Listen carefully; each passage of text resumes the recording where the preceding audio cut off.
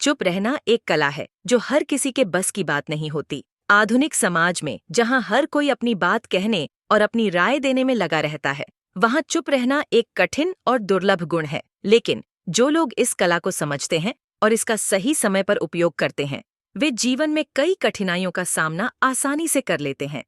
चुप रहने का मतलब यह नहीं है कि हम कायर हैं या हमें अपने विचारों को व्यक्त करने का अधिकार नहीं है, बल्कि यह एक समझदारी भरा कदम होता है जो हमें विपरीत परिस्थितियों में भी शांत और संयमित बनाए रखता है। चुप रहने से हम उस समय का सही उपयोग कर सकते हैं जब हमें अपनी ऊर्जा और समय को व्यर्थ नहीं गंवाना चाहिए। नमस्कार दोस्तों, स्वागत है आपका आपके चैनल पर। आइए इस चुप रहने की ताकत को एक कहानी के माध्यम से समझते हैं। यह एक पुरानी कहानी है जिसमें एक संत और उनका शिष्य जंगल में यात्रा कर रहे थे। यात्रा के दौरान शिष्य ने संत से पूछा, गुरुजी, चुप रहने का क्या महत्व है? संत ने शिष्य को एक नदी के पास ले जाकर कहा, बेटा, देखो इस नदी को। जब तक यह शांत रहती है, इसका पानी साफ और स्वच्छ होता है।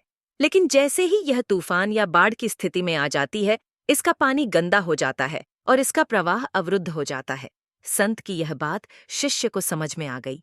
जब हम चुप रहते हैं तो हमारा मन शांत रहता है और हम अपनी सोच को साफ सुथरा रख पाते हैं। इससे हमें अपने विचारों को सही दिशा में ले जाने और सही निर्णय लेने में मदद मिलती है। जीवन में कई बार ऐसे मौके आते हैं जब हम किसी विवाद या बहस का हिस्सा बन जाते हैं। ऐसे समय में चुप रहना सबसे अच्छा विकल्प होता है। इससे हम अनावश्यक तनाव और परेशानियों से बच सकते हैं। चुप रहने का यह गुण हमें दूसरों की बात सुनने और समझने का अवसर भी प्रदान करता है।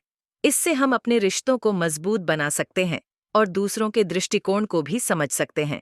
चुप रहने का एक और महत्वपूर्ण पहलू यह है कि यह हमें आत्म अवलोकन और आत्मनिरीक्षण का समय देता है। जब हम चुप रहते हैं तो हम अपने भीतर की आवाज को सुन सकते हैं और अपनी आत्मा की सच्चाई को पहचान सकते हैं। यह हमें आत्मविकास और आत्म साक्षात्कार की ओर ले जाता है। महात्मा गांधी ने भी कहा था, चुप रहना एक बड़ी ताकत है। यह हमें आत्मनियंत्रण और आत्मनियमन सिखाता है।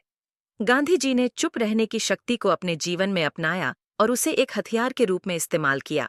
अंततः चुप रहना एक शक्तिशाली उपकरण है जो हमें जीवन की जटिलताओं से निपटने में मदद करता है। यह हमें मानसिक शांति, आत्मनियंत्रण और आत्मनिरीक्षण प्रदान करता है।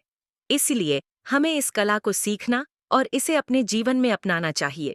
चुप रहना न केवल हमारे व्यक्तिगत विकास के लिए महत्वपूर्ण है, बल्कि यह हमारे समाज को भी शांति और सद्भावना की दिशा में अग्रसर करता है।